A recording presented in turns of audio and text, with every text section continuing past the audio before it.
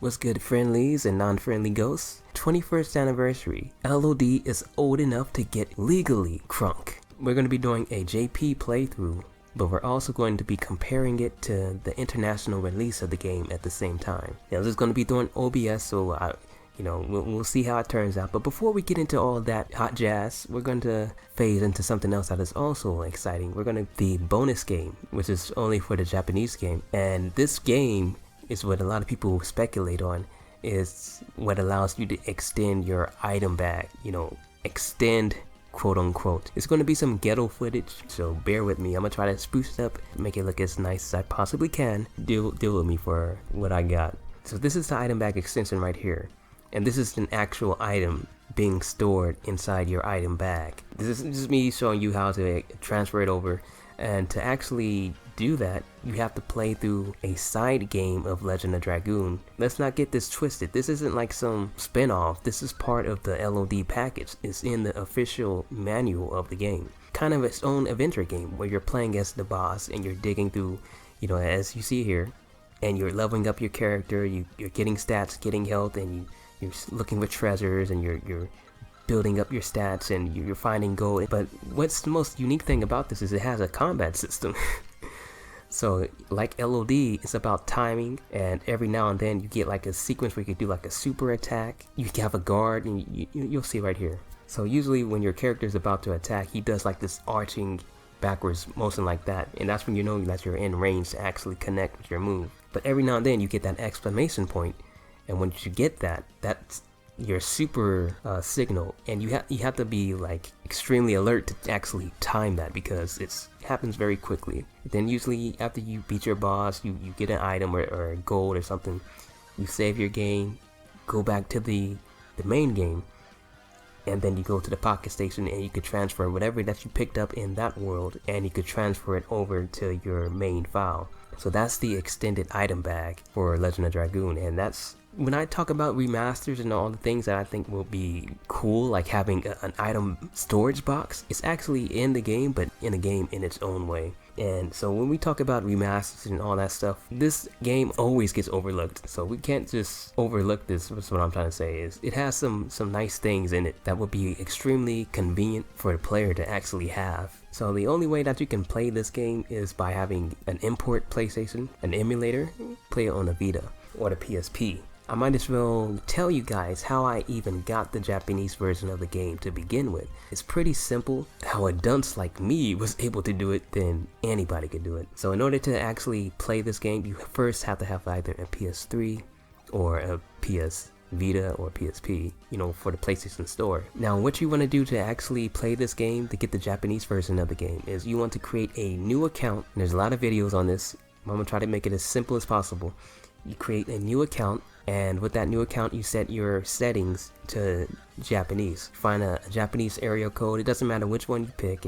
It's not that complex. You just pick any one that you could find, and then you set a name. You make everything simple just in case you need funds. One of the sites dedicated to getting Japanese funds is you have to go to Play Asia. That's one site that I believe is the most reliable. I didn't use that. I just got it off of Amazon, which is a bit more risky, but I got it from Amazon and got my funds transferred over, and I bought the game. Yeah, that's pretty much it. You gotta create a new profile, and for the PS Vita, it's actually a bit different. For the PS Vita, to create a new account, you're going to have to delete all of your previous memory and do like a memory wipe, or you could have a separate memory card and just do it that way. So with the PS Vita, there's a different step involved, but you have to delete your data or have a memory card where you can start fresh. Pretty much it, and that's how I did it. So if you want to play this game in JP, that's how you do it. Plenty of videos out there. You look them up. How to create a Japanese account, you'll find it, and they'll go into even more detail, but I'm telling you that it's not that difficult.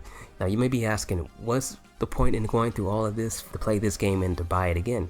A lot of games back in the day, they have different balances and changes that they made to the game. This is one such game where the balance is completely different, but not just the balance, but sometimes the entire tendencies are entirely changed along with the balance. You know, there's enough difference that you'll notice it right off the bat. With my playthrough, what I'm going to be doing today is I'm going to be showcasing the differences side by side, and hopefully I can do it well enough with my bootleg productions, and you guys will be able to have a fun experience watching what I'm doing here. And so here we are with this comparison playthrough. I don't have an official title what I want to call it just yet. It's going to be a process. We're gonna work on it and try to evolve it as I go along, to hopefully to a point where it's beneficial for both me and you guys. I'm going to be playing on the side the North American version, and I'm going to try to copy as much as I possibly can the exact same things that I did in the JP version. It might not be to a T, but more or less stick with the same parties and you know, stuff like that. And it's going to be like a race to see which one finishes first, or which one looks easier, which one looks harder, you know, blah blah blah. Just make comparisons back and forth, but the main focus is going to be on the JP. Make no mistake, this is 100% a no item shop challenge run.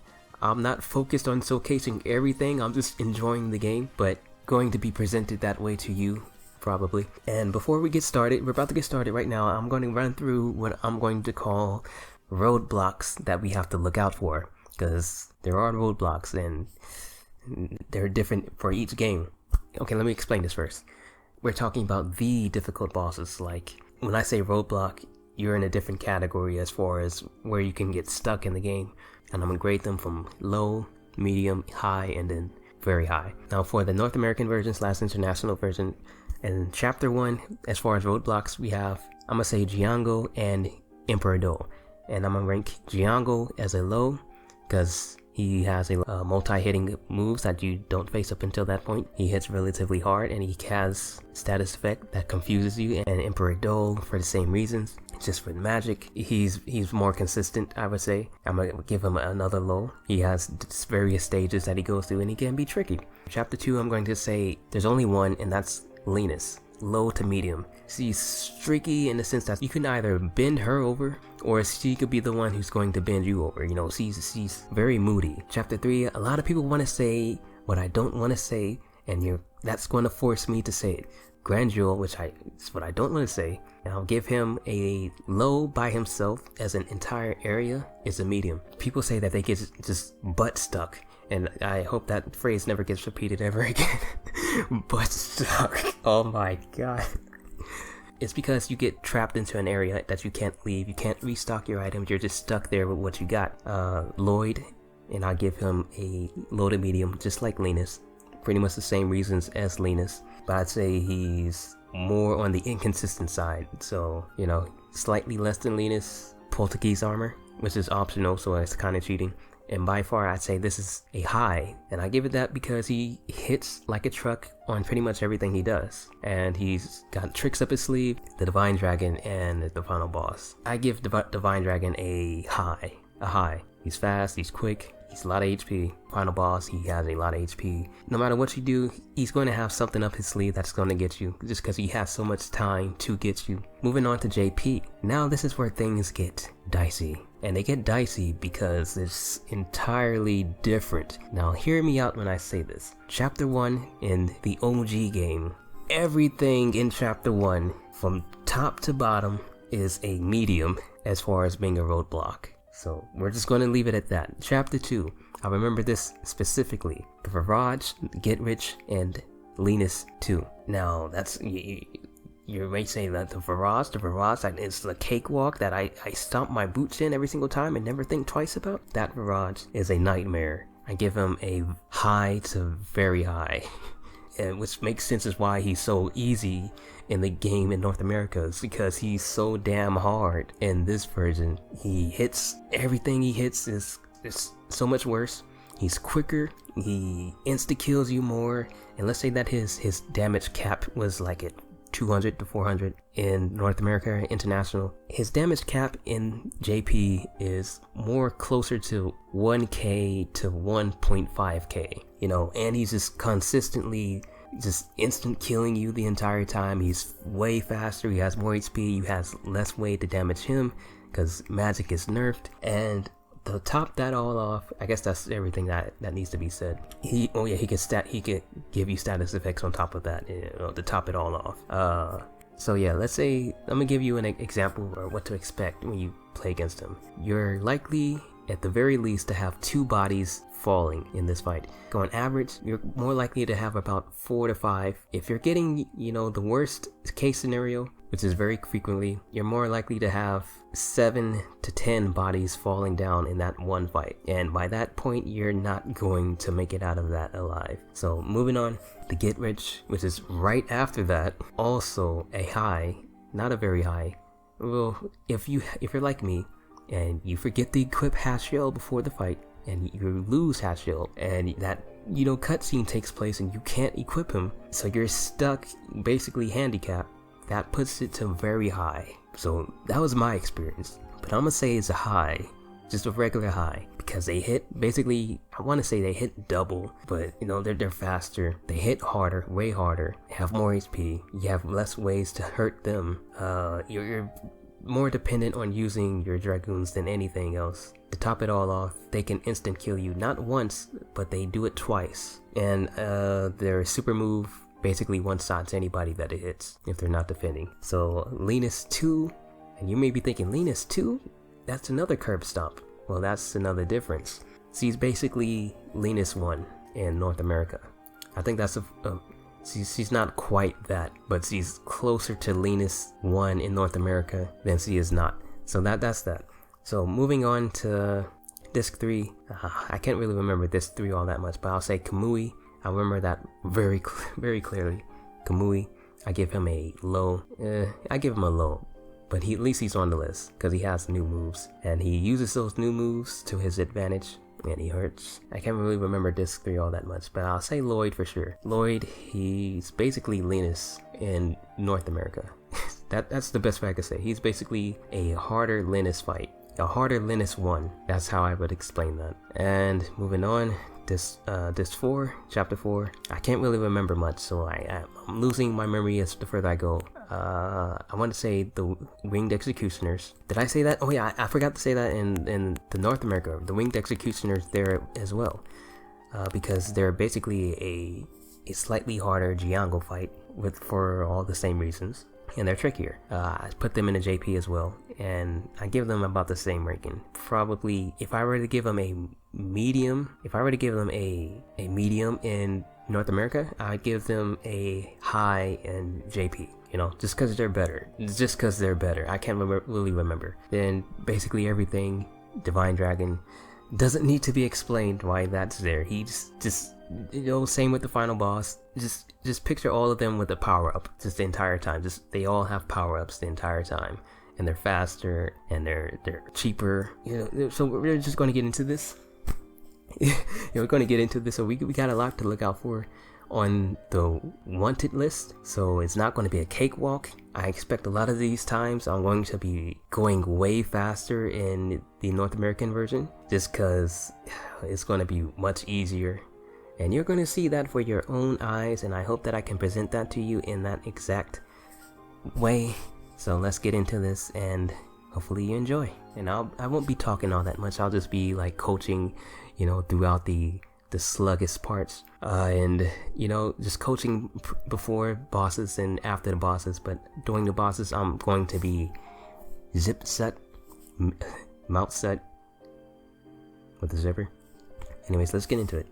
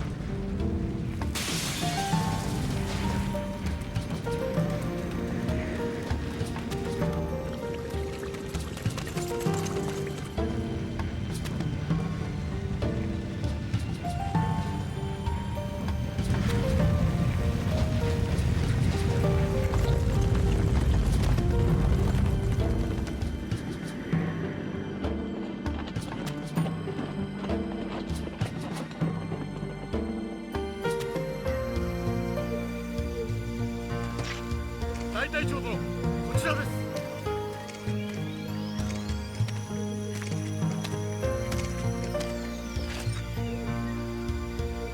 この女か。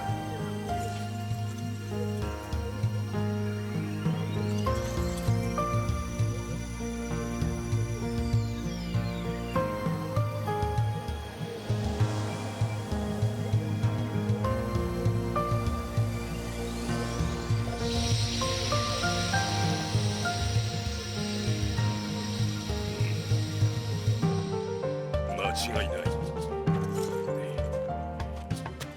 女を収容しろ。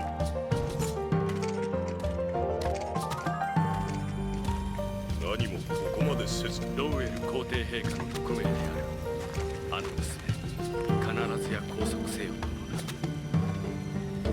あの女一体。貴公は知らずともよい。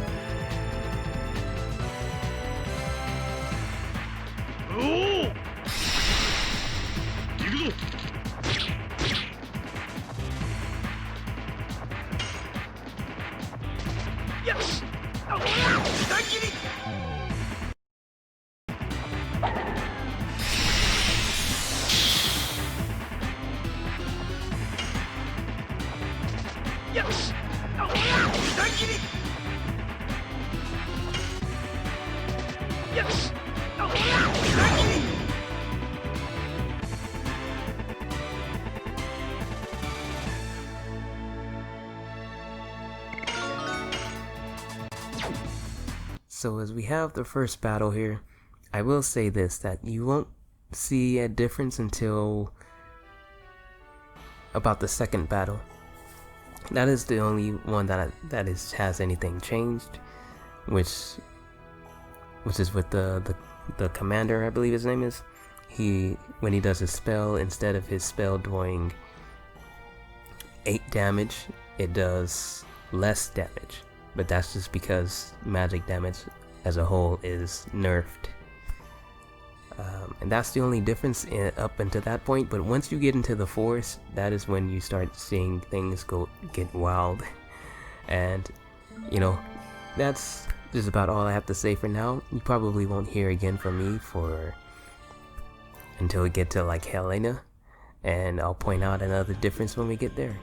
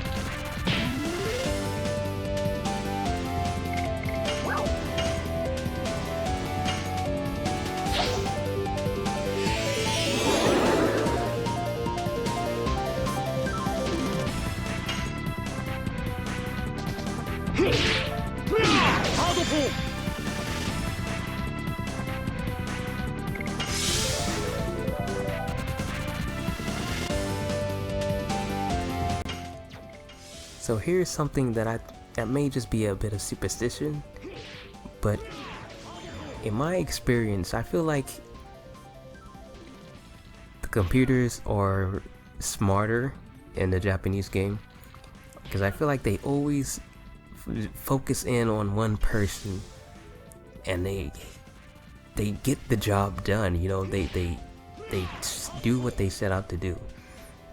Whereas in the North American game, they just kind of, whenever they hit you, you don't really feel it. It's just like, you know, just like splatter damage, you know, you just dust it off. But here it's like they always zone in on somebody and they knock them, and they knock them hard. But I don't know, it may just be superstitious, but I think that they have smarter tactics in JP.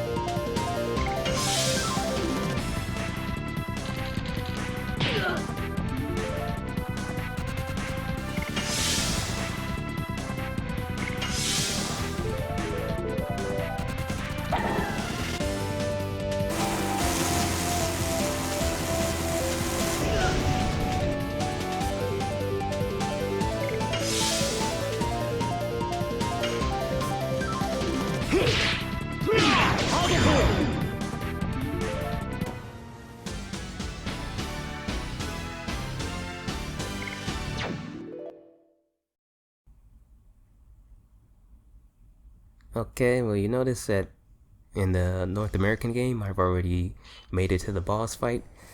And so North America, the game wins there, although it could be due to a lot of reasons. I did a lot of saving, more saving in the Japanese game, and just being more cautious overall because I didn't feel safe. So all those things, they add up. But it still counts. North America, I got to the boss fight first. We're gonna pause that until JP catches up, and then we're gonna start them both back up at the same time again, and we're going to time that as well. Not really just timing it, just just to get an accurate comparison. So one thing that is really apparent is that I'm in like no peril whatsoever in North American game. I'm just breezing through it, right? Like I haven't stopped once. I've just avoided saving, just avoided doing everything. There's been no sign of distress whatsoever, whereas I'm struggling. I'm struggling making it through this prison. I'm trying not to use healing items too much because this is a no item shop run, and when you run out, that's when things get really bad. Another difference that I want to say is that the text moves way faster, and even though that's an advantage for JP, it's a huge advantage. It's still, the fights are what's really going to slow you down the most.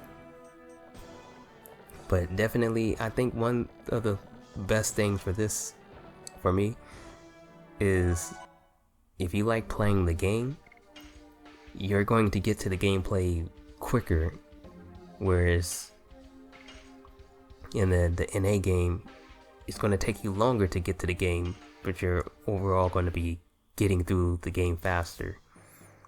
So I guess that's the trade-off. That is something that I really like, is that I want to play the game, and that's exactly what the JP gives me. Whereas the NA gives you the opposite. Less game, more story, more story time spent. In the JP, it's quicker story time spent and more gameplay.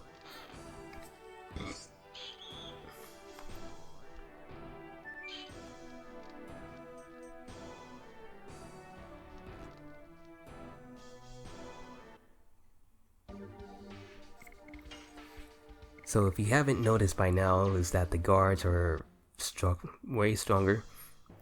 There's been several enemies that were way stronger.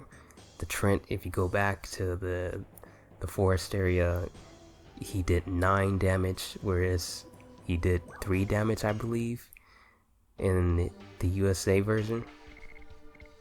And whereas the Assassin Cock actually did more damage in the NA version, which is weird because it's usually the opposite. But a thing that has changed is that in JP, when he does his cock-a-doodle-doo, he does 6 damage, whereas in the NA version he does 2 damage. So it's a weird flip-flop.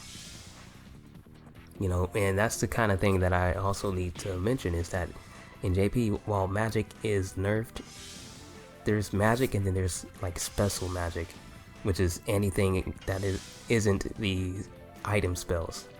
And special magic does more from the AI. And that's something that's all across the board. So any enemy that has special magic, things that aren't item spells, they're going to do way more. So that magic, in that sense, magic is buffed. But in the common sense of items, they're nerfed significantly.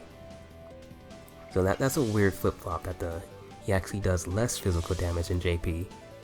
3 versus 4, but he does more magic damage, 6 versus 2. And he also takes 2 hits to kill with the, in this playthrough. And so back to the guards, where they're doing 8 damage to Dart you know, both spells and physicals, versus they're doing 5 and 6 and 7 with spells, you know. So I'm actually quite nervous at this point, you know, going back and forth training, and you know, I got the level that I wanted with the addition, and so we're going to get into this fight and see where it goes. You know, I'm gonna try not to have a game over this early in the game.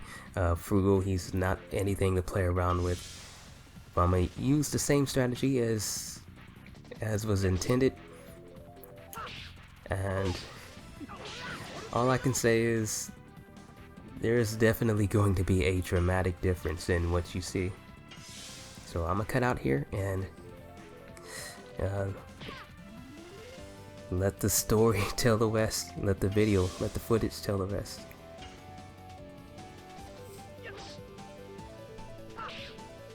And with that, I bid you guys further ado.